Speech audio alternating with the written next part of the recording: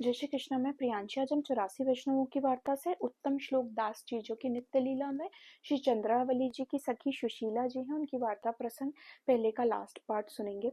तो उत्तम श्लोक दास जी को आप श्री एक बार यमुना जी में स्नान करने, संध्या वंदन करने के लिए जब आए थे, पधारे थे, तब उनके दर्शन हुए और आपशी ने कृष्णदास जी से कहा कि कोई जीव ब्राह्मण होकर किसी शूद्र के की चाकरी करे तो इसका क्या अर्थ है और इसका क्या फल है। तब कृष्णदास जी ने कहा, श्रीमद् भागवत में कहा है कि शूद्र अगर ब्राह्मण की चाकरी करे तो वो सही है। इस पर उत्तम श्लोक दास जी ने आपसे से कहा, महाराज आप बात तो एकदम सही कह रहे हैं, पर अपना पेट पालने के लिए हमें ये करना पड़ता है। फिर आपशी ने उत्तम श्लोकदास जी से कहा, हम तो आपस में बात कर रहे थे, तुम्हारा इससे क्या लेने देना। इस पर उत्तम श्लोकदास जी ने और उनके भाई जो ईश्वर दुबे जी थे, उन्होंने आपशी से बोला, महाराज हमको तो पता नहीं ब्राह्मण का क्या कार्य है, पर आपशी ने कहा, तुम अपना जीवन क्यों व्यर्थ कर रहे हो। एक शूद्र की चाकरी, एक अब तुमसे छोटी कोई जात के जीव की तुम चाकरी कर रहे हो। चाकरी ही करना है तो गोवर्धन धर की करो।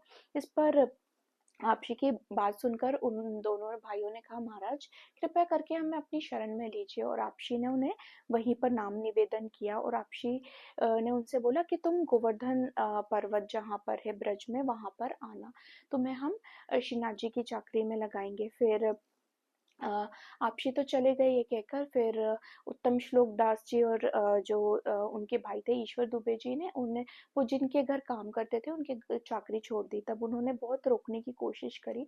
इस पर उन्होंने बोला कि तुम्हारा वेतन भी बढ़ा देंगे, तो भी वह नहीं माने और घर आके अपने माता पिता से कहा कि हम ब्रज में जाएंगे। तब उनके माता पिता ने कहा कि कुछ काल रुक जाओ, फिर हम तुम्हारे साथ चलेंगे। और ऐसा करते करते पूरे 12 महीने बीत गए। फिर भी उनके माता-पिता जब नहीं मानने और फिर भी जब बोलते थे कि अब तो बहुत समय हो गया, हमें गोवर्धन पर्वत पर जाना है, तब उत्तम श्लोक दास जी के माता-पिता उन्हें रोक लेते थे। ऐसा करते-करते 5 वर्ष बीत गए। फिर 5 वर्ष बीत गए, तब बिना बताए उत्तम श्लोक दास जी गोवर्धन धर जी के मतलब जहाँ पर गोवर्धन पर्वत है, पहले पुराना श्रीनाथ जी का मंदिर होता था, वहाँ पर आए। फिर गोसाई जी को सारी बातें बताई। फिर गोसाई जी ने उन्हें रसोई की सेवा दी और वे वहीं पर गोवर्धन पर्वत के पास में ही श्रीनाथ जी की सेवा करने लगे। इस प्रसंग से हमें ये सीखने को मिलता है, कभी कभी कभी हम जब भगवत मार्ग पर आगे बढ़ते हैं तब हमें बड़े सारे प्रलोभन मिलते हैं, जैसे कि वेतन बढ़ाने की सूरत में उत्तम श्लोकदास जी को मिला, पर उन्होंने उससे लिया नहीं।